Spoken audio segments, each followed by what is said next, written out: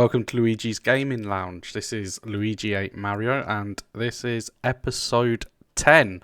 And today we have with us Out of Time Ecto 1, aka Andy, hello. we have Trip Hazard, aka Barnaby, hello. and we have Terrors, aka Sam, hello. hello. So this with this being the 10th episode, Out of Time Ecto 1, Andy over there suggested that we take a look at the last sort of 10 years in the gaming industry business of what sort of progress we've seen throughout the years. So on that note, Andy, it's all yours. Take it away. Pass the baton straight over, won't you? Yes. I'll try not to do what I usually do, because I usually sort of do a snippet of about 10 different sort of categories and then like steal things from underneath people. So I'm just going to, maybe take it in turns this evening or something. But to me, the first thing, I guess it's a positive and a negative. Over the past decade, multiplayer gaming. So the positive side is, cross-server play, cross-networks, the sheer server size, the capabilities is amazing. But the bit that I'm sort of, it brings a tear to my eye. Over the past decade, I suppose it was really the start or even the end of split-screen games. It seems that split-screen games it's a thing of the past now. It's on the back burner, isn't it? It is. You used to pick a game based on, I've got single player. A multiplayer, split screen. Yeah. And, maybe a little past 10 years, but so many good years of gaming when you have your mates around a TV and you got multiple pads. And even before sort of online gaming, you had your LAN gaming and things like that, where you had multiple screens in the same house. But there was something more, I guess it's like the socialization pre-digital, is you could actually touch human beings, you could see human beings, whereas you could, used to touch the games. Now it's digital download, and it's like your friendship and your socialization from the gaming perspective is also digital now. There's so many pros but so many cons, but there has been a big shift sort of in the last decade or so in the multiplayer side of gaming, I think. And like you say, I think the split screen is on its last legs, if at all. And obviously the multiplayer and the server sizes and the capabilities on the up. Okay, yeah, interesting. I agree. Obviously, with your games, for example, like sports games, like we mentioned, I know it's an old game that me and Sam played with the tennis, but sort of I feel like the sports games are the ones that they always have split screen. But because even with FIFA, don't get me wrong, you can play it online, great, but you pretty much have the same experience whether you sat on your sofa, say, playing it, because it's. But when's the last time you've had a get together with FIFA? Wow, exactly. Although we have to make allowances for COVID, though, so. Yeah, that's true. Yeah, that's true. There is that, exactly. No, I feel like there is only there's a small handful of games, I think is what you're saying, that are left where the split screen sort of is still, sort of there, but like I think fundamentally, it's dying, and certainly over the last 10 years that has dropped. Like, it's all dropped off significantly. With like Andy said, with the online capabilities just being like so much better, just always improving on that front, and then server sizes, for like online multiplayer games, they're just, everything's just adapted and evolved around the online side. And I suppose at the end of the day, that's where the mass market or the mass sort of player base is always going to be now, isn't it? It's because it's adapting to convenience and laziness. So you have to leave your house to socialize with your friends. Wow. True. Yeah, I only partially agree with that, because I think it is also it's an underappreciated part of the market, because I think there are enough families and groups of people who live together And now with COVID restrictions lifting as well, it'll be possible to have like groups of friends around as well. So I think that is an underappreciated part of the market, and I just think that because it's something that consumers want, but it's kind of been glossed over by big companies, unfortunately, because it's not as sexy as online. Yeah. They always boast about their online features, but very rarely boast about their couch co-op, whether split screen or otherwise. However, indie developers are the opposite, and they actually really boost that couch co-op aspect, I think. So I think it is a fault of big companies and not developers as a whole or the market not supporting split screen. I think the support is there, but it's niche because obviously big companies don't support it. So without that AAA support, I a think lot of mainstream gamers aren't aware. Nintendo. I mean, obviously, of course, I'm gonna mention Nintendo. Yeah, good old Nintendo. They're always there to back us up. You got to get your affiliate fee, haven't you? Yeah, exactly. Yeah. I'm missing out on all these affiliates. Like if you look at the Tony was like adverts and mentioning like Amazon every 3 seconds, I think last episode. So yeah, I need Get to yourself the sponsorships, Barney. I do. I think if you look at like the adverts that get put out, whether it's like TV ads or YouTube ads or whatever, Nintendo are still definitely pushing that couch co-op style of play with quite a lot of their games. Yeah. You know, and they do, like you were saying as well, about having like your family, or, you know, if you're in a household of, you know, mum, dad, brother, sister, whatever, they're still pushing for that, you know. In fact, maybe that's just down to the fact that their online is pretty useless. But no, I think Nintendo, they've got it close to their heart. They want the families to genuinely game together. Yeah, they because do. I think both from the love side, but also from the smart side, because today's kids are next generation gamers. So if Nintendo can get them into the gaming and make it fun and make it accessible to them, they're going to be their money ticket next generation. I think that's where Nintendo have sort of cornered the market there as such, in the way that, you know, they must know that their platform is the platform to have for couch co-op. And notoriously over the years, the prices of their games do not go down for a very long time. If anything, they go up. Exactly, they go up. Whereas obviously you look at the likes of on PlayStation and Xbox, even PC, for example, most of the games that say do have an online side of things, you know, the price does go down, but now obviously we're seeing stuff like loot crates that you can purchase and skins and this and that. Oh dear. So they're making microtransactions. So obviously they can afford to do the sort of free to play aspect or very low price game, because they're making money that way online. Whereas, like I said, Nintendo's sort of cornered that, where they're like, right, well, you know, this is couch co-op. This is the price. We're not budging. You buy it to play with your family or go elsewhere. I do feel that, you know, like you were saying, like Nintendo care about the people who are playing their games. Like they just care about the money.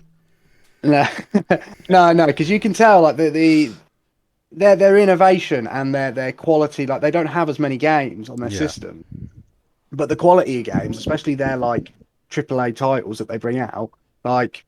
They're always brilliant. Like there's very, very, very rarely a game that comes out from Nintendo when it's a top title that you would say that was a fail, that wasn't very good. Like they nail it. Like they do nail it, and that is because they care. And I suppose that's where that premium comes in as well. Plus, they're not going to sell it. They don't ever sell as many copies as, say, you know, like Sony and Microsoft might do with other games, especially the third party ones. They sell nowhere near the units that you know, that those guys sell. But as I'm glad that you brought up the loot crate thing, because that was going to be my subject of last 10 years.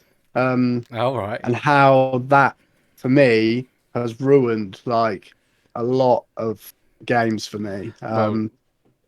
It was pretty much when you said about it's going to be the last 10 years, you know, what's happened. That for me is the biggest change and the worst change, like by far. I think, you know, I think it's just ruined it. It's just ruined it in so many ways. Like I think it has in certain parts and it hasn't in others, in the sense that there is no way a loot crate has enhanced anything. Well, well, no, I agree with Sam on this. If, for example, Yeah. purchasing something like that gives you an advantage in game, I agree it's ruined it, because then it becomes, pay to win. Yeah, But then exactly. essentially, it's just promoting. It also just promotes gambling for like six-year-olds. Well, yeah. Like 6-year-olds upwards. Like, buy this They loot don't know crate. what's for in the crate, but they're handing the money over. That is gambling, literally, and it's like. Although they weren't the first to do that. Playing cards, those trading card games were the first, because like the Pokemon, the Magic the Gathering, the Yu-Gi-Oh games, you'd often buy those blind with only. Hey, at least those had resale value. True. Yeah, no, true. that is true as well. Yeah, that is. I suppose on the gambling side of things, that is also true. But I think from a gaming point of view, like Luigi was saying about if it gives people an advantage or a disadvantage, and there has been cases of that. Like I'm pretty sure, like Star Wars Battlefront, at one point you could literally, if you had the money, you could buy basically the expansions, or you could buy the loot crates or whatever, and you would end up just having like all the weapons, all the characters, like from day one. And it's like the guy that and then you're just running around just like absolutely nailing everyone, and then the guy who isn't as fortunate to be able to buy all that, like, scrimps and scrapes, gets the game, and then just goes on there and gets absolutely destroyed. It's just like, it's, you know what I mean? Again, that's another part of it, how it ruins it for people, like for other people. I have this issue with my son, him and Fortnite. Luckily, he's listened to me from the start. But so many people buy levels in Fortnite to basically unlock it faster without putting in the time. Now that to play, I disagree with, not once has Noah ever handed any penny to buy levels, but so many of his friends are, and he's like, so and so's at this level. Oh, can I? I was like, no, you want to get there, you earn it, and unless you've got that, a parent trying to guide you on the right line, it's even teaching the wrong ethos to kids. It's teaching the get rich quick, or they take a shortcut to achieve. There's no teaching you put in the time and the effort and you reap the rewards. So even from sort of a moral and a development level, it could be instilling it's almost the wrong sort of ethos to life. It's almost like they leave school and it's like, you need to start here, like you're the apprentice. Like, no, what you want about? I'm not starting there. I want to be up here. Like, all my life, checkbook from Daddy. All my life, I've just been. How much is it gonna cost me? Yeah, literally. Well, no, I agree with that, Andy, because as you know, G, my son, he has asked in the past, "Oh, can I?" Because before he gets anything with his V-Bucks, even ones that he earns through the battle, because obviously I let him have the battle pass for Fortnite. He always checks with me before he gets something, and when was it? It was only, I think, a couple of weeks ago or a few weeks ago. He was only something like 5 levels away from like 100, which is obviously the end of the battle pass, and he was like, "Dad, can I just buy them? I've got enough V-Bucks." And I was like, "But mate," I said, the battle pass doesn't restart for another 2 to 3 weeks, and you'll easily go up those 5 levels within that time. So why waste your V-Bucks on the levels when you're gonna easily earn? You're gonna reach it. Yeah. So he's fine. Once I said that, he's fine. But I think literally only a couple of times he's asked to do that. However, with things like skins and stuff like that, I am a bit of a sucker, and I do allow him to get it, and I do sometimes load up his thing with V-Bucks, because this is where it's ruined it. You kind of feel guilt. They almost guilt trip you in real life. No. Well, what it is, the way I look at it, okay, is, for example, when I was younger myself with computer games and that. Now, how can I explain? Obviously, I didn't go without when I was younger or anything like that, but I sort of put myself in the place where I'm like, oh, I remember that feeling of wanting something so badly. And I don't get me wrong, I don't allow him to have everything he asks for, but once in a while I will say, "Go on then, mate, you can get it." Because especially if he's been good all week or whatever. So in that aspect of things, I don't think I don't think it's ruined it in that side of things, because it is like a bit of a reward. You know, you can use it in that way. If you have a balance, it can work. Yeah. But the problem is if there's no parental control there, or no sort of ownership from the parents on their children, where does the want or desire stop and the addiction begin? Because it's an addiction.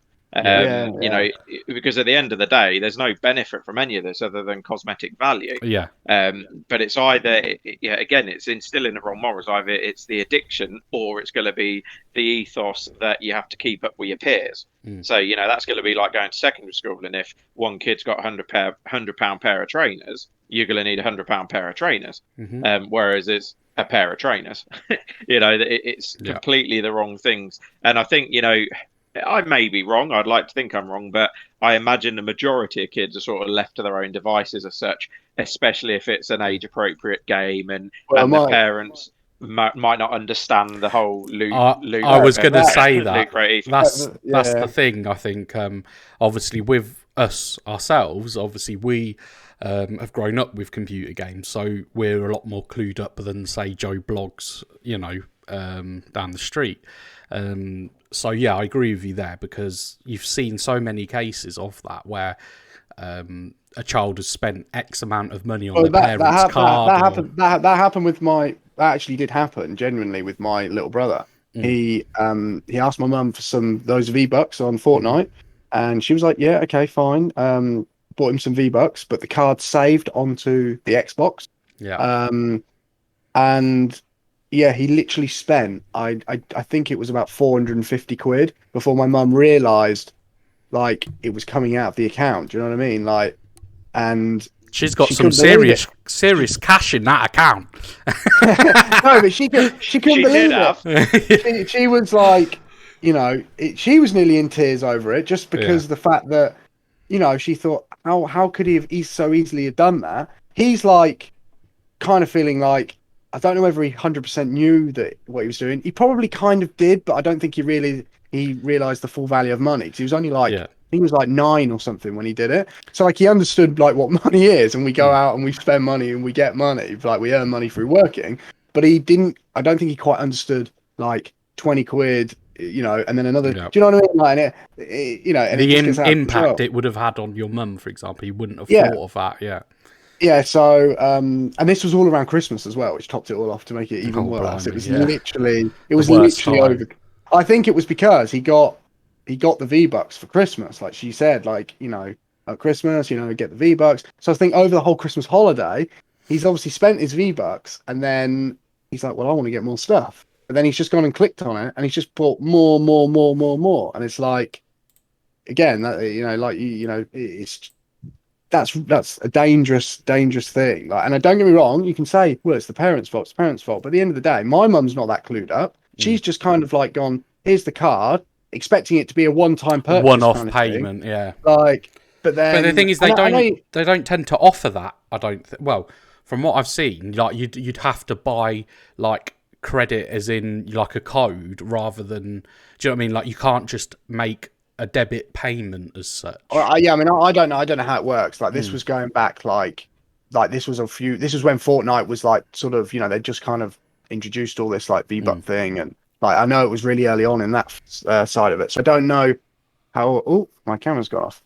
I don't know how it was all set up, you know, on that side of things. But I just know, that my mum was a victim of it, and but the fact it happened showed fundamental flaws in some, you know, some part of that infrastructure. It probably has changed now, to be fair, because I'd imagine there was so many cases of that, like that had happened. You do the problem you've got is news. Fortnite's supposed to be 12 years old, isn't it? There's a lot younger than 12-year-olds playing Fortnite. Are you sure? I thought it was 7+. Yeah, it might be 7+. Oh, so, but either way, I know when I set Noah's account up, he's actually got an adult account now, because if you go a child account, there is a lot more sort of safeguardings there. Yeah. But it was a bit of a pain in the ass, if I'm honest, setting up the Microsoft child account. It was not straightforward, and I'm pretty switched on. And I know Dave had a lot of trouble setting up his kid.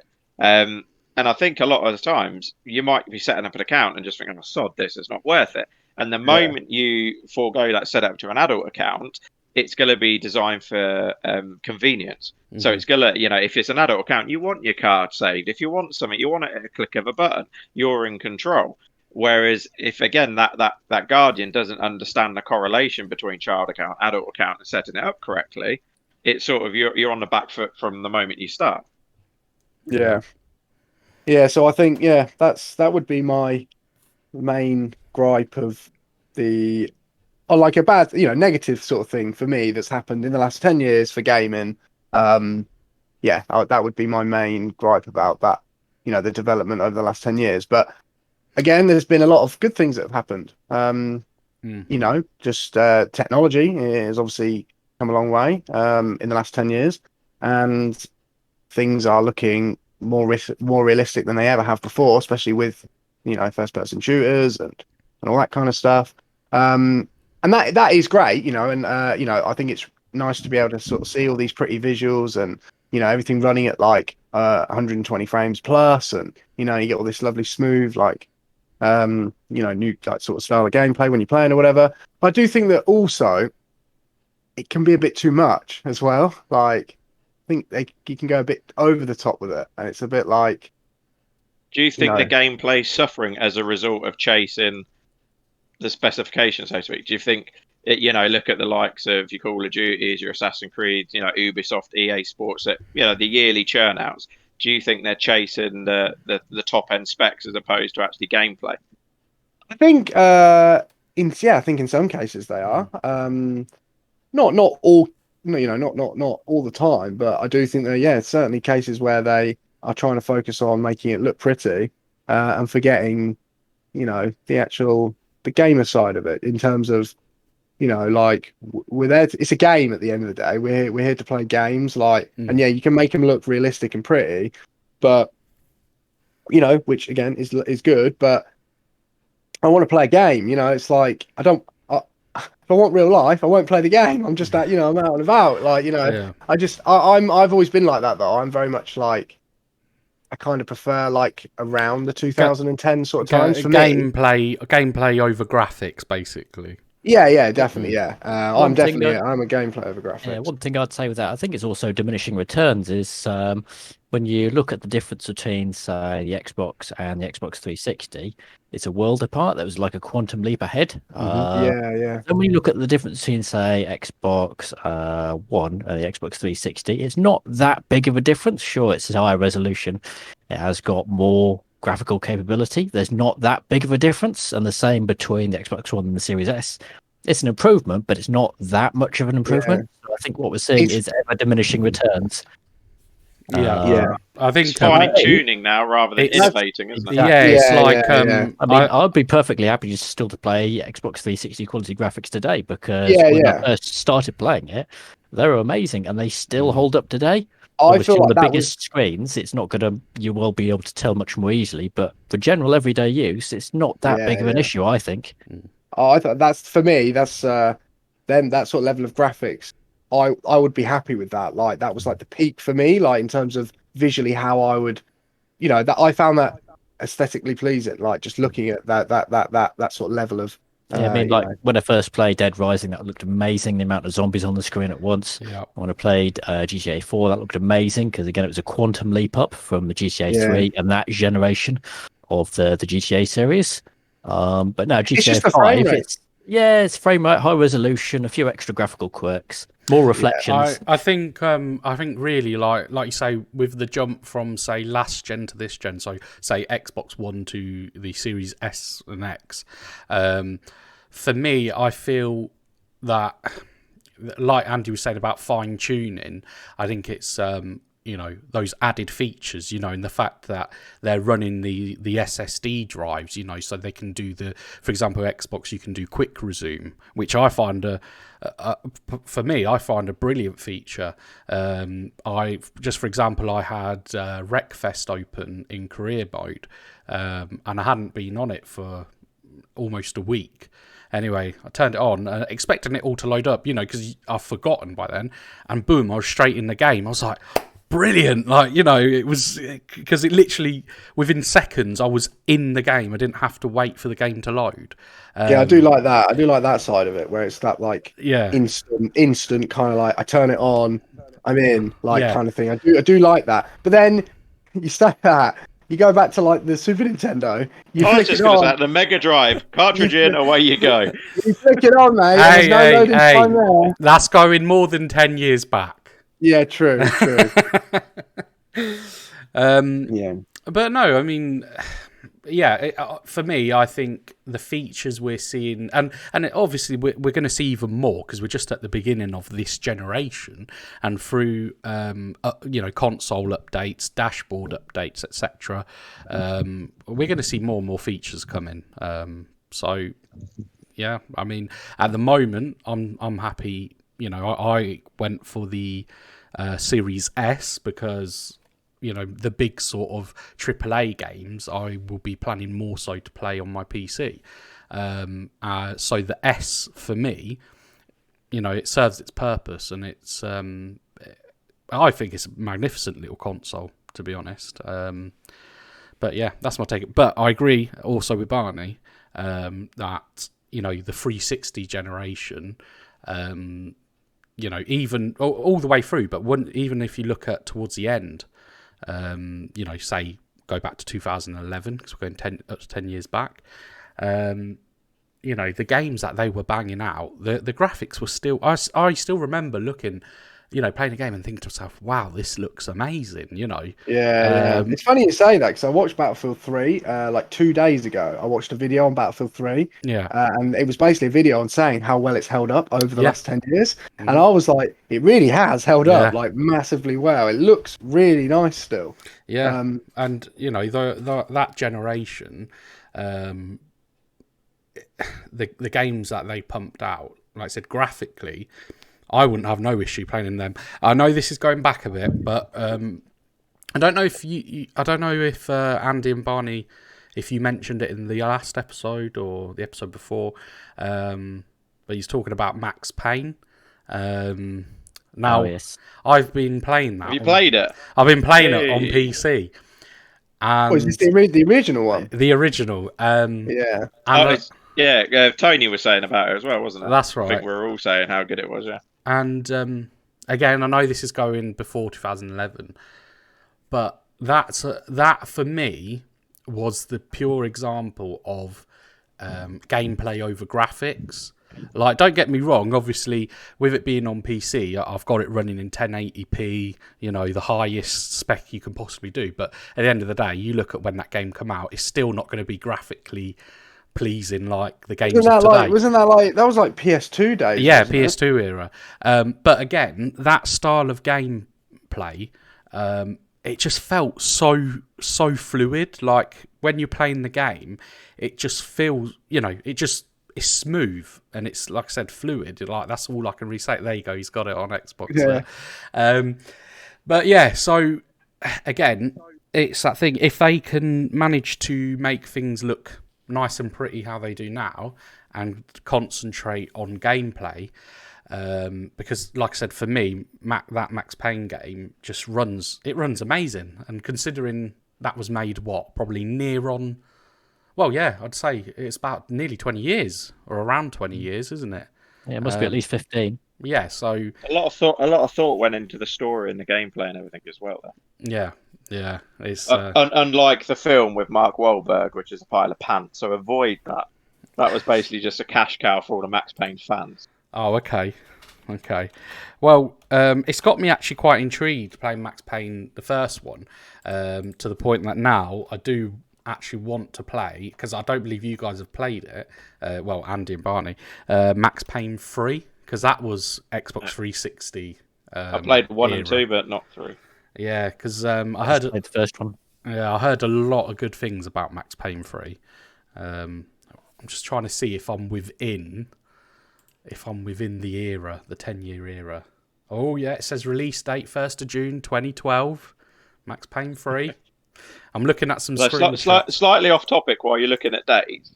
Yeah. I did some research on this week's subject. Yeah. And the PlayStation 2 released their last physical title in 2012. Oh, So right. we Was go that- we let go me back guess, that we was go back a FIFA. decade. I'm not sure. I didn't look into that too much, but you go back a decade, we're still in PS2 territory. So within Okay. 10 years, I've actually gone from the PlayStation 2 to the Series X. Well, when you look That's at it some like big that. movements. Yeah. But then how many people were playing PS2 in 2011? Like, as their main console? See, Yeah, it's true. PS2 was a big. 360 would have been mine. Yeah. Yeah, 360 was mine as well, to be fair. But But then no, the 360 PS2 was against a PS3, wasn't it? You Yeah, got the out of that Xbox. generation, I would have gone PS2 all the way because the others were more niche. There was some good games on both Nintendo and Microsoft, but PS2 is my main, and I've got more games for PS2 than the other formats of that gen. Yeah. I actually didn't even buy a PS2. I bought the Xbox and the GameCube. I I didn't. was just Xbox. Oh man, you missed out on the beauty of the PS2. No, but all my friends, Oh, everyone man. had the PS2, so I ended up playing it with like round their house all the time. Okay. And you haven't got arthritis now because you've been playing on those massive pads of the Xbox. Yeah. Duke. Mine and Please- Sam's hands are hedge. Sam, please tell me you played. I thought there was another reason your hands are so heavy. Well, that's just my right one. Sam, please tell me you played The Getaway. Yeah, I played the Getaway. Yeah, Oh, yes. Fantastic game. Fantastic. yeah. I remember the front of the box. It was like black and white with the yellow writing, wasn't it? Yeah. Love it. think it Isn't that was. the same Sure. as isn't that the same as Mac Payne though? Yeah, Max Payne. Yeah, That was black black and and white white with with red. red, though. red. And I tell you what other game. Oh, I suppose we're going back a bit too far now. Go but, on. Last one. Come on. The Driver games and Driver 3 was Yeah. brilliant. Oh yeah, I played that on original Xbox. Driver. Yeah, 3. Driver 2 was a massive fail, but Driver 3 was really good. Yeah, brilliant game. Yeah. What I So to pull it back into yeah, it's touching on something Sam mentioned earlier with the loot sort of crates Yeah. and things. To play devil's advocate, yes, there are some titles, e.g. the Battlefront games, that were a retail release and then try to bend you over a barrel. But as a result of this sort of pay-to-play loot crate sort of genre industry or approach, you've also had the free-to-play games introduced to the market. yeah, So there is a lot of games now that are available completely free to play. Now, if you ignore all the cosmetics, you ignore all of the pay-to-play side, you still have a fully functional, decent game to play. Like Fortnite. Yeah. So, to play devil's advocate, you could take that as a positive because, there may be children out there who don't have a lot of, or the families don't have a lot of money, because let's be honest, a new release game, 50 quid, it's not, it's not cheap, is it?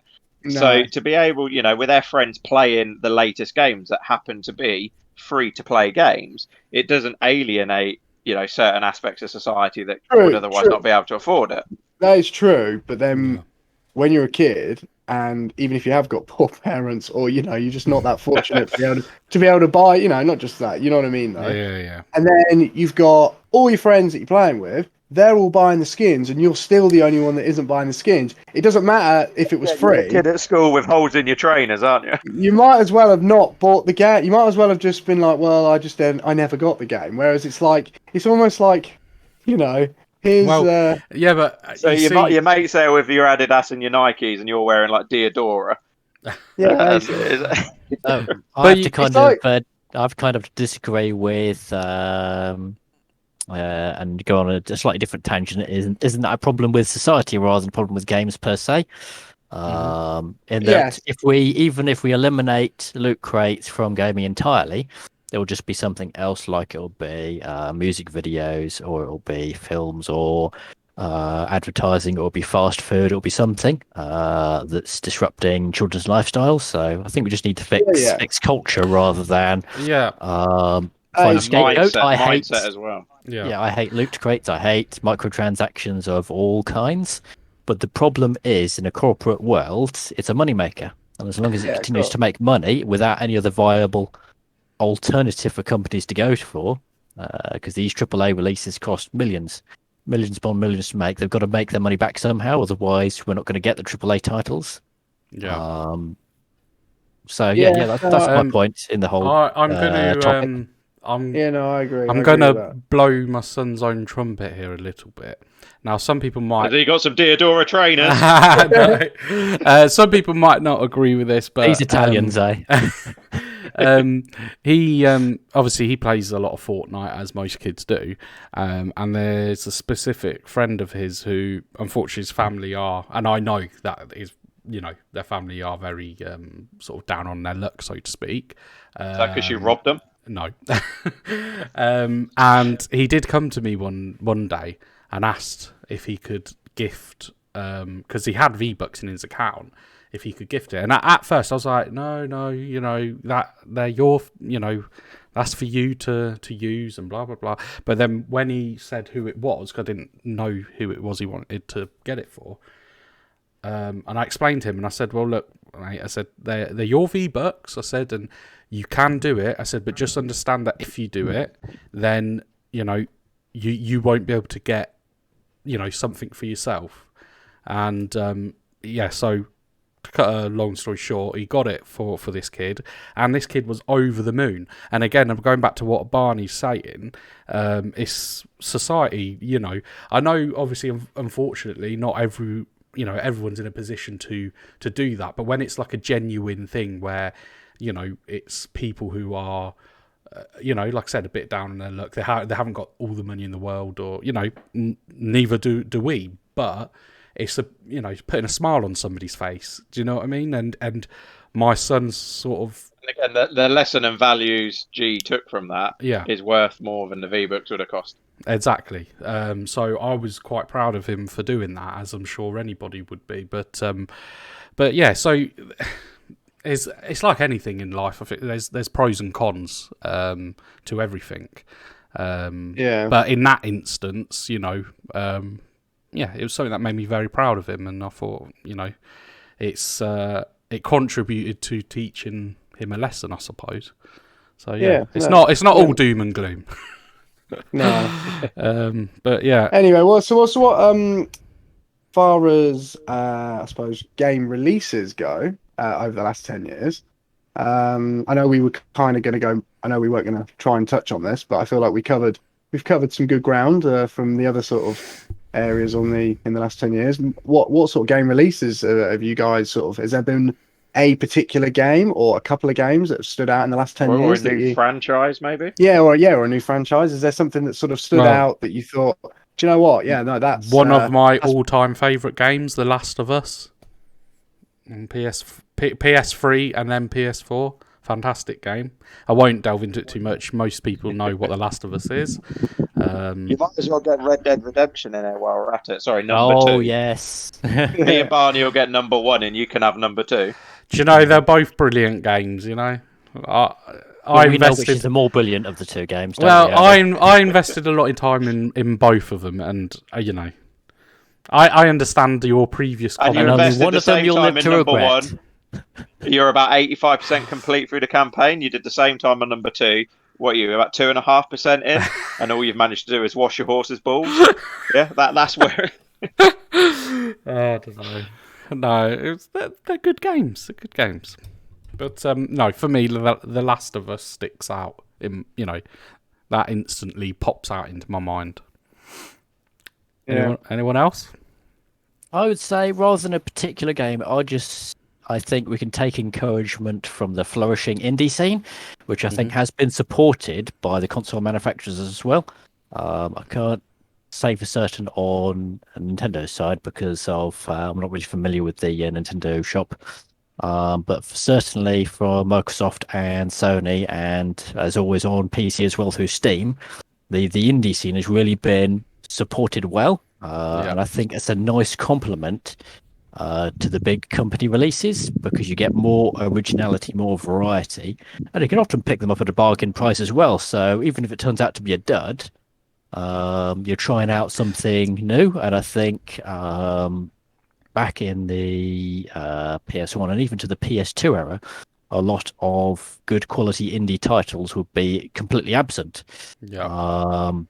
But with the online marketplaces starting from Xbox 360 and PS3 era onwards, they've really been easily accessible, and sometimes even well advertised, even by the manufacturers themselves on their respective stores.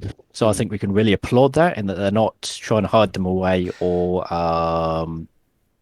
push them out of the market, but rather encourage their use. So yeah, I think we can look forward to hopefully that growing even stronger in the future.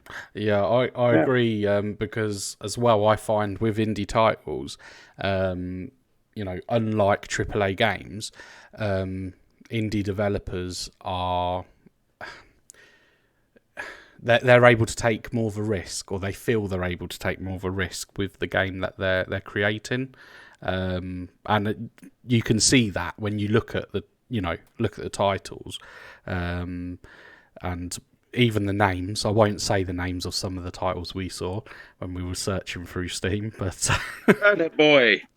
do you know what? Apparently, that's actually a really good game. I saw somebody. I swear you downloaded it. Yeah. I've not played it yet. It's in the library, but I yeah. won't hold back the shock. But no, I think the thing is they can just take more risk, can't they? With something like or a developer, for example, like EA, you pretty much know what you're getting every time they're releasing a title. Same game as last year with slightly improved graphics. There you go. That's what I mean. Team names. It's basically just been an expansion pack since like 2004. Yeah. But I was going to sort of say, actually, over the last sort of 10 years, from like they're not new games, but like HD remakes of old games.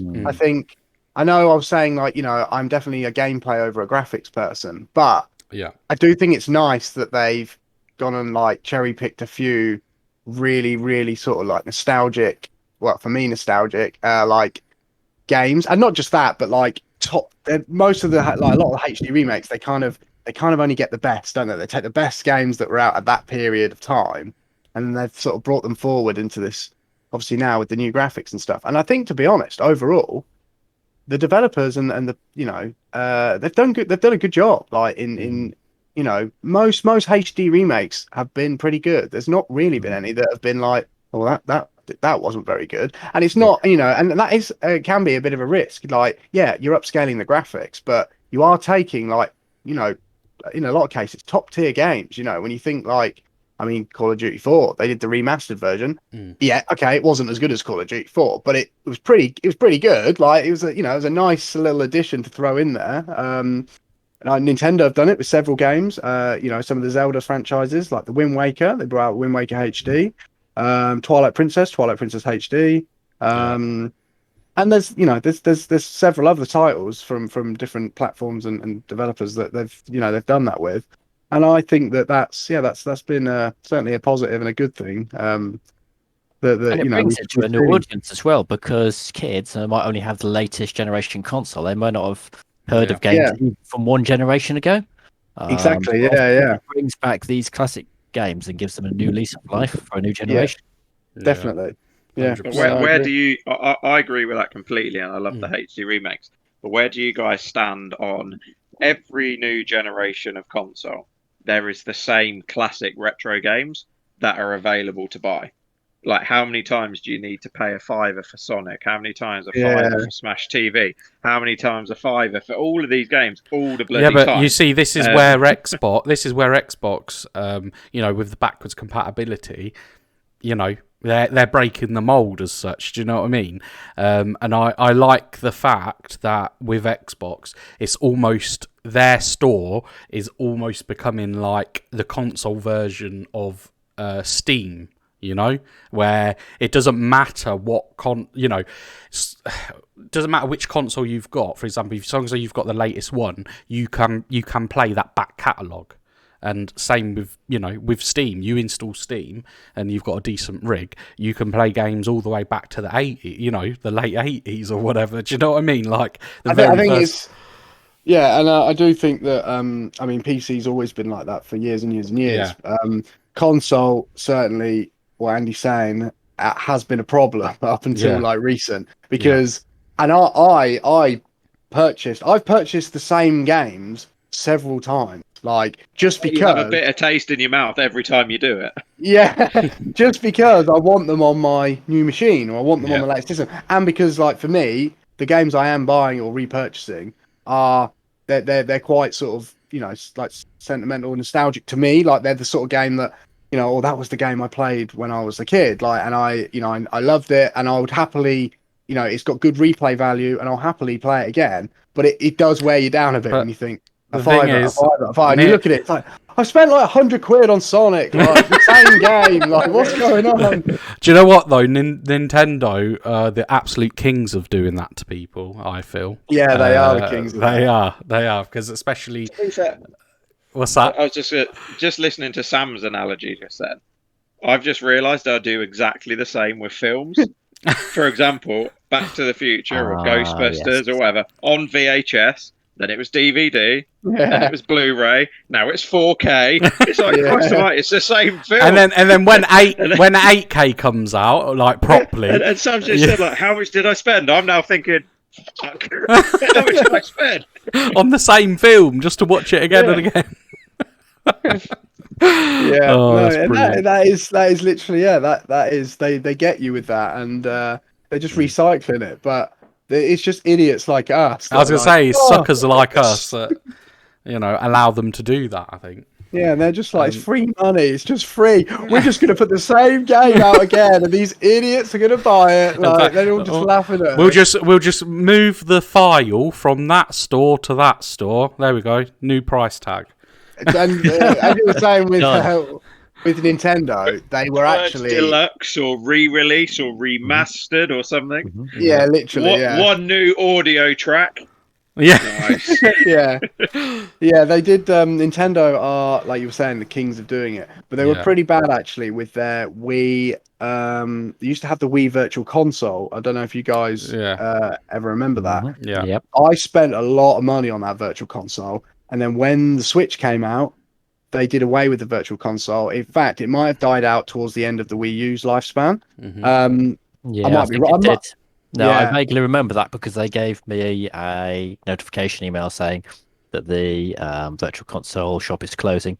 Yeah, So- and I spent a few £100 on that Virtual Console when I had my Wii, and that annoyed me, to be fair, because Yep. obviously I know they kind of tried to compensate it on the Switch by saying if you buy the online membership for like 17 quid for the year, which, you know, is cheap, we'll have the NES, like the NES sort of online thing that you can just access it and stream the games basically. But the problem was, and still is, the libraries on both the NES and the SNES are still well limited. There's loads of games on there that I could get on the Virtual Console that I could never get on this, like, you know, this new sort of setup that they've got on the Switch. And as much as I'm sure they'll add them in the long run, it's like, well, the Switch has been out now, what, 3 years or something, maybe longer? This 4? is where Xbox is coming in with those switches in the background. They're gonna help Nintendo. Well, yeah, maybe, yeah, but that's, you know, and it's that's a bad sort of thing with Nintendo. You know, I love Nintendo. I'm a big fan, but that was in general, all of the main consoles are at fault really because good quality emulation has been around for decades, absolute decades, and that's all they need to do is just like Nintendo, Sega, whoever, just need to like swallow their pride, go to these developers, rebrand these emulators, and just get those ROMs out there. And other than a few licensing issues, which for retro games are few and far between, obviously apart from things like maybe sports titles and movie tie-ins, anything that's not branded as such, you could get out there as a ROM very quickly and very easily. And this is where they're losing out because if they want people to pay for good quality releases, they've got to put the value in there. But often the versions they push out are either the same as what you can get for free via emulation, or they're even worse quality because they use their own in-house emulators, which actually do a worse job than the fan-made emulators. Yeah, you're right. Yeah, I agree. But then there's also that thing of, you know, I mean, I've used emulators. You know, obviously you have the games, you get the emulators because, you know, you whatever. But for me, as I'm a gamer, but I'm kind of a collector as well. I kind of like to, and I always like to have that official copy, like Yes. of. I'm the same. And I don't know why. Like it's like you say, it could actually be better on like a company PC. here. Yep, exactly. You know, it could be Especially if you better. get something like a retro style controller, like 8-bit DOS controllers, for example. They're pretty Yeah. decent for what I've tried out of their Super Nintendo style pad. And that's all you need, really, just a decent controller. You can put Yeah. like fake scan lines on it if you want that CRT experience. But Yeah, yeah, a yeah. lot of free emulators, absolutely 100% free emulators out there, will play ROMs better than a lot of the official products. And this is Yeah. where the main issue lies, I think, because if we did have a nice top-notch quality emulation direct from Nintendo or Sony or whatever, then that would be brilliant. And I think they would actually, if they sold it for a reasonable price as well, then I don't think people would mind too badly paying for the next gen version of each emulator that But at ran least it well gives us on each format. it gives us the you like you say, even if you know they charge whatever, you know, X amount. Yeah, It two gives us two quid a gives game us for a retro gives title. It's no biggie. I mean, yeah, they but cost at them least less it than gives that. at least it gives us the option or the you know we you know what I mean, like we were able to, we know we're going to buy it and we know it's going to say it's going to last. It's all about just like, you know, I'd happily buy all those games at like 2-3 quid if I knew that, like you say, the quality was going to be there, the upscaling was going to be there, and it was going to get carried on to the next gen of console and then be upscaled to suit that next gen, you know. So I'm constantly like, do you know what I mean? And I know it's like it's business, and I know that they're just going to look at it and go, well, why would we do that when every year or every time we bring out a new console, we just don't do that. We put them back on there, the same game. We don't And do the any. idiots still buy it. Well, But you see- we're going back to the same principle behind microtransactions. It's commercially, it's viable, and until it becomes non-viable, companies will keep doing it. But you know, again, this is where Xbox is breaking the mold with the backwards compatibility. Before you defend Xbox, check their marketplace. They're releasing Zombies, I think, like June, July time, and it's like 13 quid. Right. Zombies, which zombies?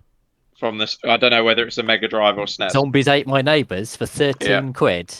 Yeah. Right, but hang just on. have like an all-new 4-player mode, HD graphics. It's Zombies and another similar game. So there's two games, but it's still working out at $6.50 a title. I don't think it's remastered or anything. Andy knows because he's got them all pre-ordered. Yeah, exactly. But no, but even so, what I'm trying to say is, you know, if you was to purchase whatever, an old game or whatever, you have that peace of mind knowing going forward, you know, should you purchase the next gen console from, say, Microsoft, then what you've already purchased on your current gen, you know, that money's not going to waste. Do you know what I mean? It's carrying on, and that's that is one of the big things that swayed me to go sort of Xbox for console this generation. You know, I signed in, you know, when I got the console, and because I sold the Xbox One, I think possibly getting on for a couple of years ago, and I signed in, and boom, instantly 360 titles, original Xbox titles, you know, from what I'd purchased before, you know, even from the 360 era, you know. Now you can't do that with PlayStation or Nintendo. You just can't do that. And that's the way it should be. I agree. Yeah, that's the way it should be. Yeah, it should, because at the end of the day, whether that continues, well, hopefully it will. I think the way things are going with more and more content becoming digital, and that's the way people like to play, they're going to have to do something like that, because, you know, it just makes sense to do it in that way, because then, yes, okay, because people like to keep hold of physical, but then if you're purchasing digital and it's going to stay with you through the lifetime of that, you know, the console generations, then in a sense, you know, you're not missing out on the physical. Does that make sense? Like, you're not missing out so much. That would be, I think, as far as digital like copies go, that is for me the only way. I mean, I very rarely buy a digital copy because, one, it has no residual value, and two, I just like to have the you know, the physical sort of hardware or whatever it is. I'm exactly the same, so I agree wholeheartedly. But I do think that if I knew that if I purchased that digital copy, and I knew for a fact that every single time they brought out a new console, whatever going forward, I could keep that copy of that digital copy, I might have more of a tendency to buy it. And especially they should make them a bit cheaper as well. I think they do anyway, don't they? Digital, certainly on the PC they do, but not always. Even on new releases, you can often buy the physical copy online for slightly cheaper. Yeah, true. Yeah, that is true. Then you can get the digital copy. So it Which is profiteering. I find that absolutely crazy because that they do that from the perspective of, say they drop the price by, I don't know, £10-15 on a new release on digital. I personally believe you're going to see those numbers shoot up. You know.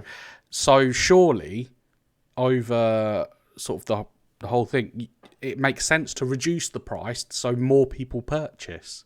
Yeah, but a lot of people, are a lot of people, like especially the newer generation of gamer, a lot of them, they don't want all these boxes of like stuff. They just want to have their console, all their library on this one system. That's what I mean, yeah. I mean, my sister, she's not like a huge gamer, but she's always kind of done a bit of gaming because obviously she's grown up with me, like, and my other brother Will, we've always gamed. And she plays the Switch at the moment, but she literally, I don't even think she's got any physical copies. Every single copy she has is digital, and she says, I just want to have it all there. I don't want to just have to keep getting up, switch the games over. She likes to have them all there, all in the library. And she's like, if I want to just quickly switch over, it's just a case of like, oh yeah, boom, boom, boom. And I get that. And I think a lot of these newer, and I think a lot of these. It's the same with all media, though, isn't it? Films, music, everything. Exactly. Yeah. Spotify and Netflix are the prime examples for those two, respectively. Yeah, and I suppose being a bit older and from the generation of, well, we never had digital copies. We had physical copies, and that was it. And it seems like you guys are in agreement with the whole. I don't know what it is, but there's just something about having that box or that copy of whatever it might be. It feels special, doesn't it? No, yeah, it does. It's the same as couch co-op. You get to touch the person. You get to touch the game. Well, it's real. Yeah. It's real. But it does because it, like, I mean, I know it sounds probably a bit sad, but I love, like, I'll see my games like there, and I can literally look at them and they put a smile on my face. I'm like, I don't know what it is. It's just that's just for me. I get pleasure out of that. When you were younger, by the sound of it. It literally is porn for me. Like. No, but do you know what I mean? And I think this new generation of gamer, that's not the case. And going back to what we were saying about price wise, I think a lot of these developers and whatever, they know that, and they know that they're going to sell that game for 50 quid still, because there's so many people that they don't want to get up and go. I mean, I know you can order online and get it delivered, but people want it now. Like if you're on your Xbox and you're sat there or whatever, it might you say that in some cases it could actually arrive quicker from Amazon than it could take to download. Yeah, true. Well, depending on your connection. But I think that. The digital side of things is another thing to look at over the last 10 years, which we've just been talking about.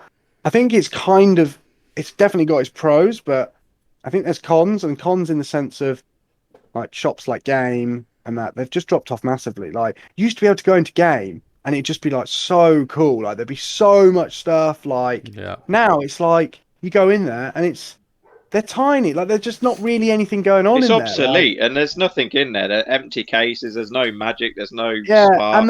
And the problem is you can buy everything online cheaper. So why are you going to drive to waste your fuel, pay for parking or whatever, depending on where you go, where you live, go into the shop and then buy the game that costs more than ordering it online? I used to enjoy, like, it was a day out, like, oh cool, I'm going to go to Game, I'm going to have a look around, like, and not just Game. It was like Toys R Us to kids with toys, like Game, Electronics Boutique, Game Station. That was the same thing to people like us. It had magic. If your wife or missus dragged you to town, that was the one shop you could go into, and you'd be happy. And Yeah, but that's the thing. And the And thing it was is, you could spend every ages. time. You could spend ages in there looking and like reading the back of the cases, and you know what I mean. Like And they used to have all the magazines, like back in the day. You'd even have all the guides, all the magazines, and you'd be like, "Oh, it's just so good." But it's a bygone era. It's hard to imagine how game shops can recover because everything they did can now be done better online, apart from physically trying out the consoles and the games. The only way they can recover, in my opinion, is they set up a few more sort of, because like you used to go into like Game Electronics Boutique, Game Station, whatever. Maybe not so much Game Station. Oh, maybe. But anyway, like they used to have like obviously the system, like the new Xbox would be in the system and you could play it. They need to revamp these shops. They need to add more stations. They need to reduce the prices of the games so that people can go into the shop and they get a better deal than what they could get online. It gives them a reason to want to go to the shop. The problem with that, the shops have the bricks and mortar overheads. Yeah, the overheads. Yeah, of course. So the likes of Amazon, we all use them. But they're killing the high street. Any online.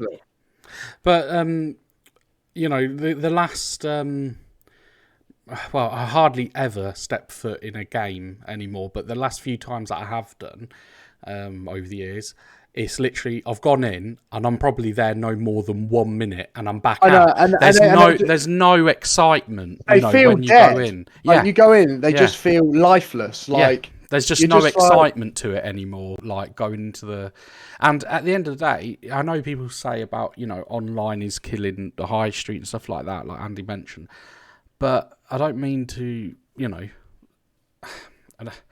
people might hate me for saying this, but in a sense, I sort of feel like, well, at the end of the day, if I'm getting more for my money and it's less effort, so what? So what? As well with Game and that, like Game, you used to be able to get all the pre-owned games. Like you go in there, they used to have like some stuff going back to like previous generations. So you go in there because you could spend all that time in there. Used to be fun doing a bit of bargain hunting. Yeah. You'd be looking for the gems. You'd be like, where are they? Where are they? Whereas, to be fair, when I go into CEX, I can spend way more time in there than I can in like a game, and I can. And the thing is, the first thing I do is when I go to CEX is I'm always put a peg over your nose. No, I'm heading to like. I always head to the like the previous gen stuff. I'm always like, cool. I wonder what's there, like just to get a bit of nostalgia, or just to like just out of curiosity, just to see what they've got in, like. And it'd be like it's really cool when you go in there. And you'll find a game like, I don't know, like something that's like on the GameCube or whatever, like a rare, it was like a rare game. It was even a bit rare back in the day. And then you see it and you're like, oh my God, that's there. I don't even have a GameCube, but I still want to buy the game. I'm just like, it's rare. Oh, I should get it. My missus is like, you haven't even got a GameCube. I'm like, yeah, but it's cool. Like, it just looks cool. It's just like, and for me, CEX is like, that's it. That's the last kind of magic that's left as far as high street shopping goes when it comes to looking for games. I feel like that's all that's left. Like everything else is just dead. Well, there's only Game really, isn't it? And then you've got like the standard other shops like Tesco's and Argos and all them sort of things, but you don't go there to buy games. Do you know what I mean? It's like unless you know that there's a game there that's half the price of anywhere else, then you go there. But there's a few bits I'll touch on. Like Sam, you were mentioning like that nostalgia of going into your game station, searching for those Bruceys. Even that is long gone now, because back in the day there wasn't this whole mesh network of pricing. CEX has got a central database. The staff don't even know they don't need to know their ass from their elbow in regards to games. They type the title, there's your current market value, buy value, resale value. Back in the day you could find those hidden gems and you'd be like, ka-ching! Hello, winner, chicken dinner. Now you could spend all day there. It's like, fucking hell, they know exactly what they're doing. Going into the prices on eBay. Exactly. Going into the game shops as well. I used to work in a couple of game shops when I was younger. I used to work in Software Plus in Peterborough, and also Electronics Boutique. And there was a real passion. Like it was gamers. You were a diehard gamer if you were employed there. And the amount of conversations you'd have with your fellow staff or the customers. And it was a real destination venue. You'd get people coming in, not even necessarily looking to buy, but to be immersed in the gaming culture. And you mentioned like you go in there and it feels dead, and it does. You know, the likes of Game have lost their identity. They're in the shadows of CEX. CEX is it's a second-hand shop. It's a franchise second-hand shop, but with good branding, etc., etc. Game now sells second-hand phones and everything, and they've actually even got pride of place in their storefront windows. Yeah. It's just and their priorities are completely wrong. They've lost their identity. They're you know, Game's already gone into administration and got brought out. Game has lost who they are. They've lost complete focus. Game Station went under. They couldn't afford to continue. You know, it is a thing of the past, and you know, it breaks my heart because I remember, you know, finishing school and popping into town, and you'd spend a couple of hours in the game shop playing the consoles, meeting up with your mates, talking to the staff, and again, this goes on to like Luigi saying, "Oh, why should I? You know, if I get things cheaper, quicker online." That's the same actual sort of trend as why buy tangible? Why buy the actual game? You can get it digital. Why do I need to couch co-op? I can game online. We're becoming a society of sheep, and in about 50 years' time, we're going to be isolated. And I think I can't remember the film. And this has all come out massively in the last 10 years. Yeah, but this is the thing. This is the thing, Andy. What I'm trying to explain is if these companies, like you said, Game have lost their identity, which I totally agree with. Why should I be bothered if they go out of business? That when I go there and they're not giving me what I'm expecting, which, like you said, I remember going into Game and talking with actual gamers like myself who, you know, and they would say to you, "Oh, yeah, we've just, you know, the other week we went away for the weekend and we got to see these new games coming out and this one looks so good and blah, blah." You know, and you could tell they were so passionate about it. Whereas, you know, then you didn't mind, you know, I wanted that shop to stay because that was an experience to go in there and talk to like-minded people. Now, like Sam said, you walk in there, it just feels dead. Like you do not get that back and forward from them because they're employing people, like you said, who don't know their ass from their elbow. They're not gated. Half of them aren't actual real gamers, and they don't want that conversation. Do you know what I mean? Because they're just there to earn a wage. Game as a company are shocking. Like literally, I've been into a game store and I went to buy it was a second-hand game and like 3 Lego sets. Lego of all things in a game shop. Oh no, we haven't got those Legos in stock. You got the boxes priced up. Oh yeah, we've just got to keep the empty boxes there to fill shelf space. Well, so you don't have the product? No. Why is it on there? They have to keep it there. They're instructed by the head office to fill shelf space with something they don't actually have to sell. And then the second-hand game they couldn't find. They've messed up online pre-orders. Their online customer service, they don't even have a phone number. It's literally like email chat or web chat. And to me, any company that hides behind a wall and actually won't communicate directly with a customer, something fishy is going on. So, yeah, I agree with you. I wouldn't give them my money whatsoever. But does it not worry you? And the film I was thinking of is Demolition Man, where John Spartan, the protagonist in it, along with Sandra Bullock, who is a fellow police officer, they get intimate. And he's there like, oh, yeah, you know, getting excited about to have sex, like you getting ready to go into the game shop. And then she hands him basically a VR headset. And he's like, what the fuck is this?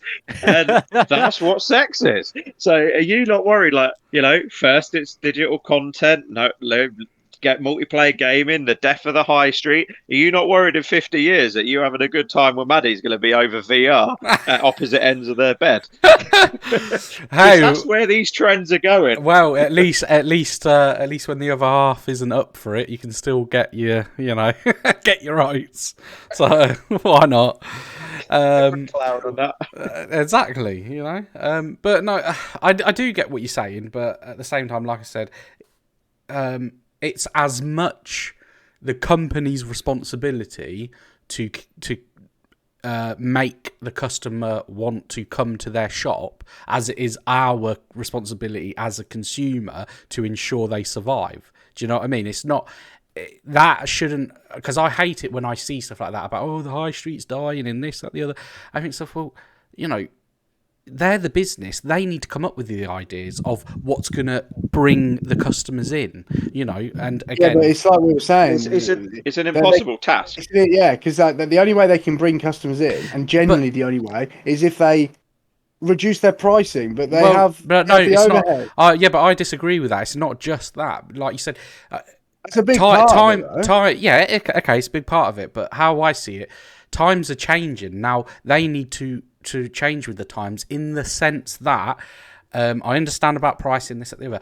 But they need to make it an experience. Then let's say with games. So like for example, have a booth Yeah. of game like Station 7, and they can run like things like competitions and stuff. You know, Yeah. like little weekend competitions. Come to game. There's a booth here. You know, one of you will end up winning this. You know, and then you could even charge for the entry. They'll make money off that. But it brings people in, and then they can be like, right, we've got these games on sale this week, or they just need to like do that and get people in. Yes, but that's the point I'm trying to make though, is that they need to change with the times, and find what brings people in, even if it takes sending out a survey to their customers and say, just being blunt, you know, through email, right, can you take this survey, you know, and asking the questions, what would bring you into the store, what things would you like to see? Do you know what I mean? I think they would benefit highly from something like that. I'm pretty sure they've done stuff like that. I'm almost certain that's happened before.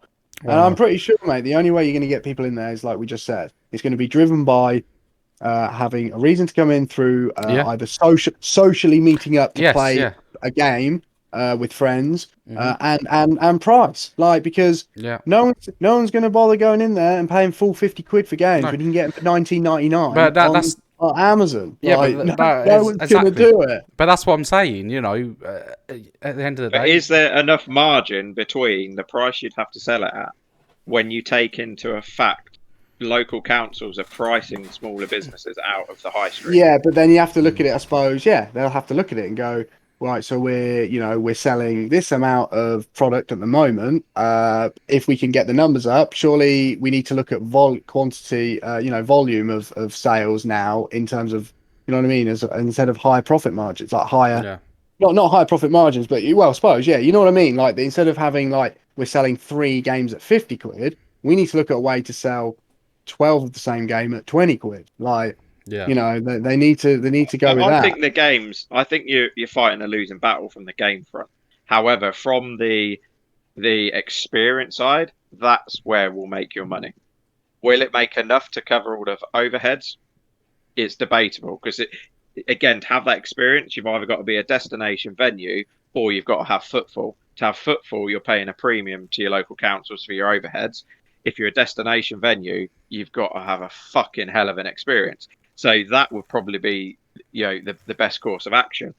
Going down, you know, having this place where you can buy, sell, exchange games, but at the same time have your gaming competitions, have your LAN parties and things, have an arcade there, and all under one roof. I'd fucking go there, because that'd be awesome. I feel like this could be a whole episode conversation.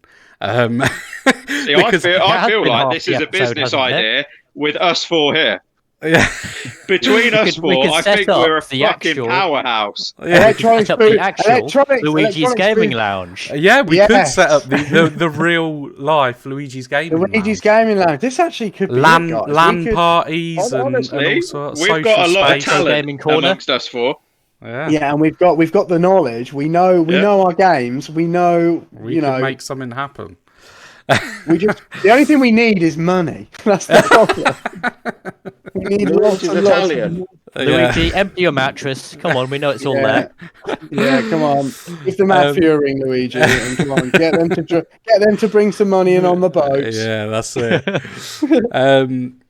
Right. We should approach some places, right, and get a free rental on like a 6-month free lease, on a condition of, if certain figures are met, we'll then take it on for an X amount of term after that, and then give 6 months to do something. Something could happen from. Andy's got his business head on now. Oh, you know me. if I sniff some money, I'm like a fucking basset hound. What's the bet that we set it up, it's going amazing, and Nintendo are like, Luigi's Gaming Lounge, you can't use Luigi's name, we're shutting it down. There's no risk of that, because Luigi will be late to his own fucking shop opening. Yeah. He'll be there to cut the ribbon. We're like, for fuck's sake. My name is Luigi. They can't do nothing with that. But anyway. No, I could see it now. Luigi's Gaming Lounge. It's warm. It's inviting. and with your face, mate. Much like Luigi himself. Yeah, I was going to say his face. The Taliban background. It's company mascot. Look at him. He's like a big Come huggable visit bear. us, get beheaded for free. You could charge for hugs as well, bear hugs as they come in.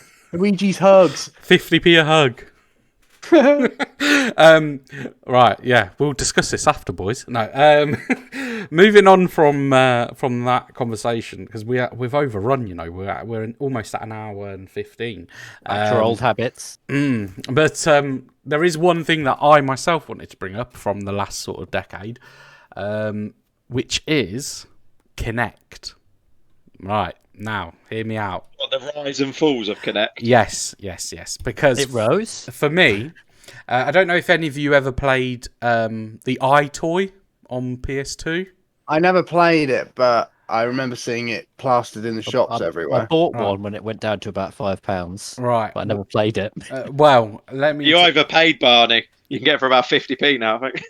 Well, do you know what? The thing is... Well, it's still sealed in the box, so... The thing is, you laugh, No. right? But 60p. the thing is, you laugh, but some of the games that I played on there, like the typical, a bit like when you got Kinect, you automatically, it was bundled with Kinect Adventures, I believe, on the 360. The same thing with iToy, it came with and a bit like the Wii. You got the Wii, what was it called? The disc that you got where you could play... Wii Sports. Was it Wii Sport? I don't think it was. It was the other one. Wii Sports was what was bundled. No. And you had Wii Sports Resort with the additional plugin. No. I'm thinking of the one. It's where there was like a tank game. Bowling in that. No. Hang on. I've got to find this out. What, you mean on the Wii U or on the original Wii? No, on the original Wii. Wii was bundled with Wii Sports. Yeah. Oh, no, there was one.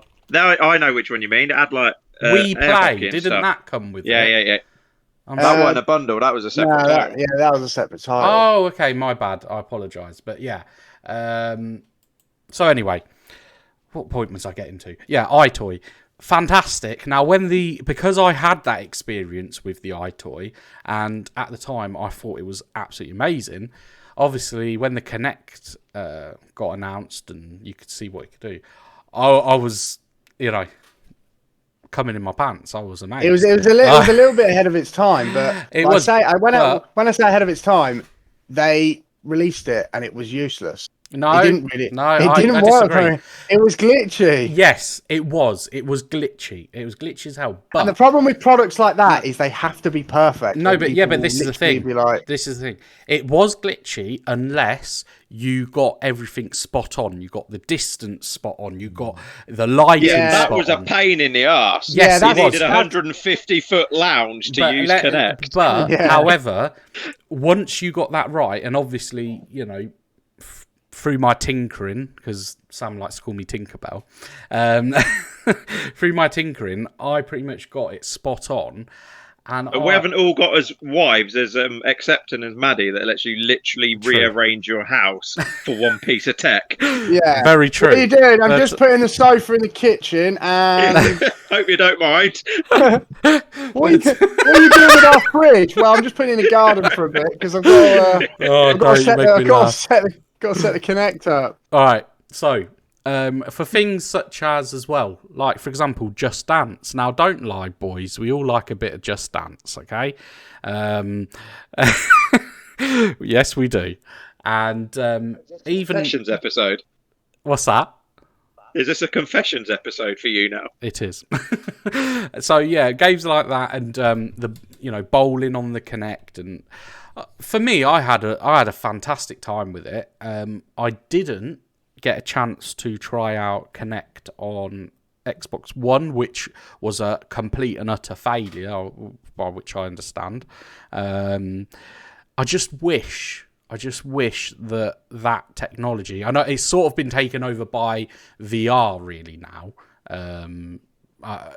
at least in general, but I would still love to see a fully functional working Kinect, something that was more forgiving. It's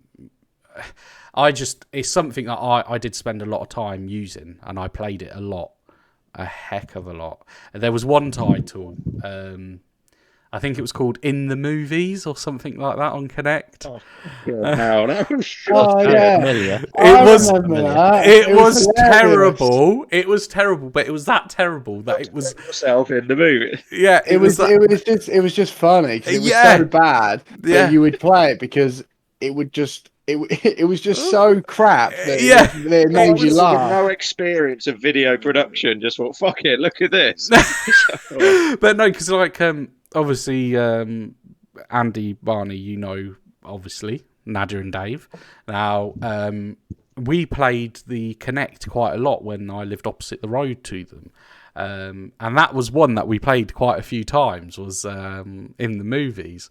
And that's what I mean, you know, it provided like a fun experience in a group, you know. I think the way they could bring it back is, you know, like on your phone, you get like the face apps and they change your face and it goes like, obviously it does like weird, like, you know, you can like breathe fireballs or whatever, you know, there's all sorts of different ones.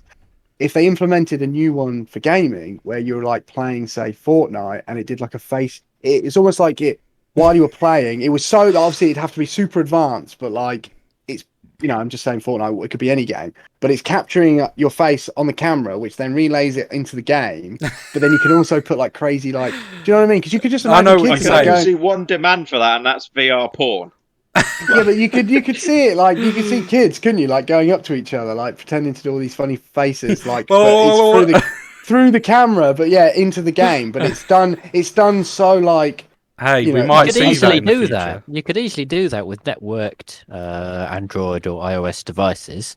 You could easily do that because a lot of existing, even last generation games have direct interface with mobile phone apps. So you could very easily do that. So It's just I don't know. underexploited, I think. So yeah, maybe it's an untapped area of the market there. Yeah. Is it a Kinect like Cut- body motion sensor cut you want, this- Luigi, cut this or just out, a face? Luigi. No, Luigi, cut that bit out. We body could be sat on a gold mine there. I don't think I'd be investing. I'm out. I'm out. Oh, You're just all right. 100% I've focused never- on Luigi's gaming lounge, yeah, Andy? Oh yes, oh yeah. I've never known someone to have such a hard on over Kinect. Man, yeah, but this is the thing. I It was the It's a good biggest thing we flop. can only see him from like the neck up. no, I had so many titles for it as well. I think I not- literally. Someone had to. That's not a microphone that he's talking into. Oh man, no, I did like there was a fighting game. I can't remember what The it fighting game was fucking slated. was. Yeah, but Was it Fighters Unleashed or Cage and Lee or something like yeah, that? something like that. It was really good, and I remember a friend of mine was playing it, and he was so engrossed in it. He ended up. He was probably just being polite. No, he was proper engrossed in it, and he did an uppercut, and he punched himself in the face.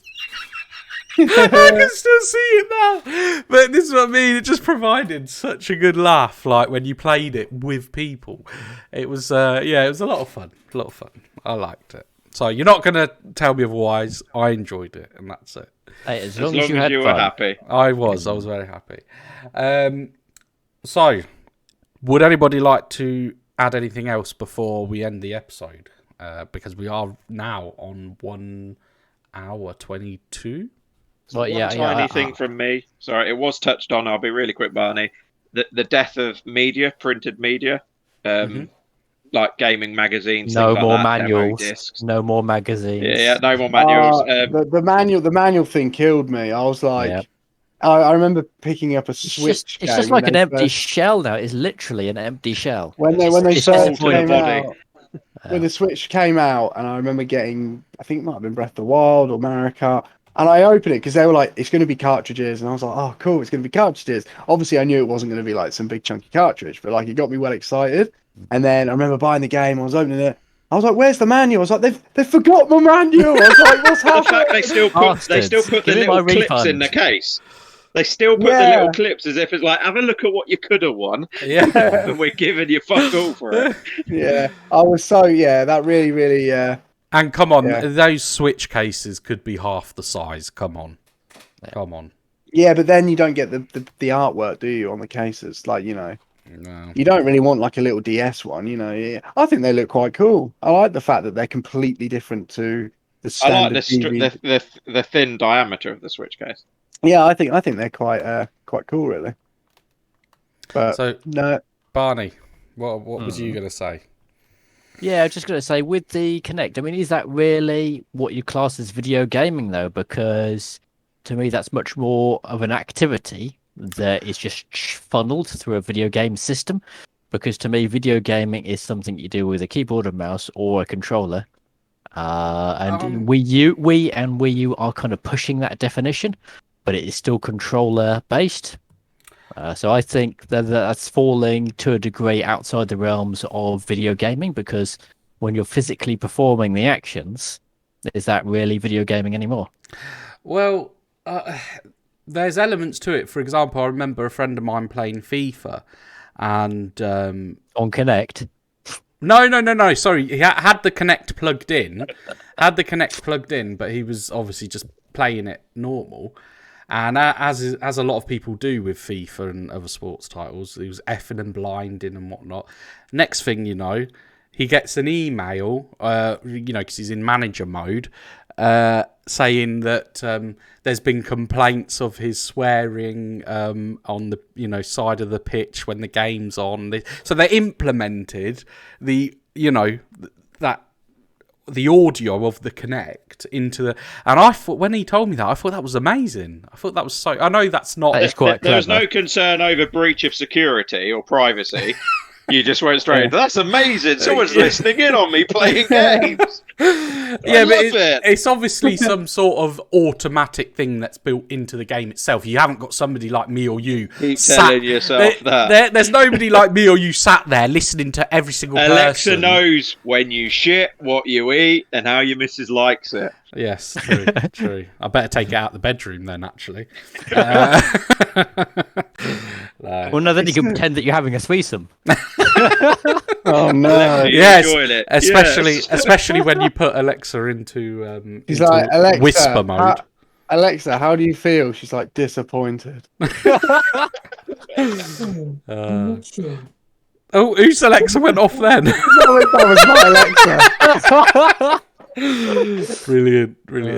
But no, yeah, I do sort of agree with what you're saying there, Barney. I get what you're trying to say in regards to it being an activity rather than an actual game. And I think there were a few titles that tried to, like you say, as the Wii and Wii U did. I think there were a few Kinect titles that tried to push that boundary of sort of playing through like a bit of a story mode game. I think the Star Wars that was on there was one of them.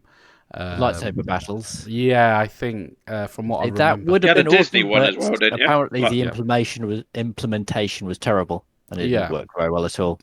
Yeah, and like Andy said, the Disney, I think it was the Disneyland Adventures game. But yeah, my daughter, she played that at the time on the Kinect, and but yeah, I suppose it is. Yeah, you've stumped me there, Barney. You stumped me. It is more of an activity, I suppose. But then gaming is an activity in itself, you know. It's true. It all depends how you look at it. It's more for the more fantastical games, like going back to one of your favourite games of the last 10 years, The Last of Us. Would you be able to implement everything in a Kinect? I don't think you could. No. But you'd have to be tremendously fit to be able to do all of that stuff, I think. No, true. And also, you'd have to be quite... I'm not saying that technology couldn't do it, but the technology would have to be on point to be able to relay that kind of immersion, I think. Because a good video game, you're immersed in it. When you have to think about what you're doing, it's almost like it's strange, but when you get used to playing with a controller, it almost becomes not there, because your brain is also like connected directly to your the input. So you don't think about what buttons to press or what sticks you need to move in what directions or what keys you need to press on the keypad. You're just thinking about what is the best action in a situation. And I think VR works so well. Because VR is fully immersive, because you can't see the sofa around you or the fridge you've moved behind you and stuff. Like Kinect to me was never immersive. It was activity based, like Barney said. It was more like a gimmick to try and yeah, I imagine they did, but get a bit of health and fitness into your gaming, a bit like the Switch has done with that It's Ring. basically copying the game and Wii. things. Yeah. Yeah. Whereas VR, to me, VR is immersive, and the fact you can then utilize it with your peripherals and things like that, and It's you just don't feel, uncomfortable.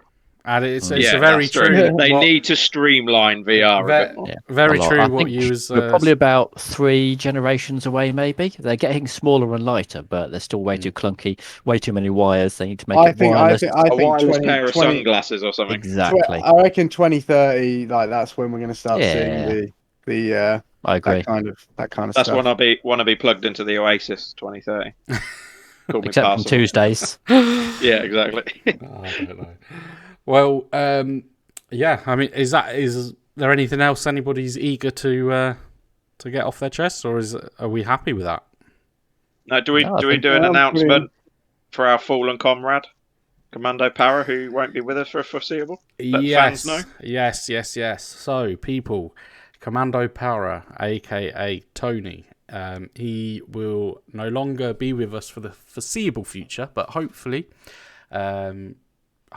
he'll be able to make it back to some. I mean, he's always welcome to drop in as and when he's available, but you're gonna have to put up with us for. But we may have somebody new next week, so yeah, we'll see what happens. It's suddenly got a lot less attractive in the lounge, but we can guarantee less talks of lawnmowers. Yes, So, definitely. Swings and roundabouts.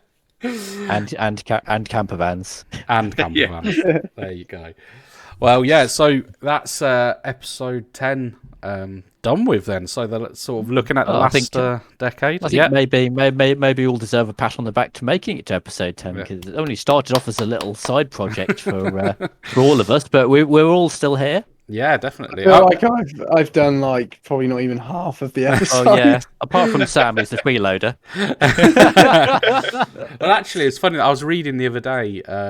Majority of people who start a podcast don't make it to 10 episodes. Like the majority. So we've made it to 10 episodes. So It probably everybody, well done. They realise they suck a lot earlier than us. We're just like, fuck it. We'll be tenacious. Yeah, we will get exactly. victory. This isn't just for them people. It's for us as well. It's good to come on and have this Exactly. conversation. It's a bit like us meeting at the pub. You know what I mean? But online We're meeting at the version. lounge instead. You're meeting in Luigi's gaming lounge. Why did you have to say it in a porno voice? For fuck's sake. We felt safe. And now you're saying loud. in the Right. lounge? I feel so vulnerable. Why do Contact you think you were invited? contact HR. Groomed.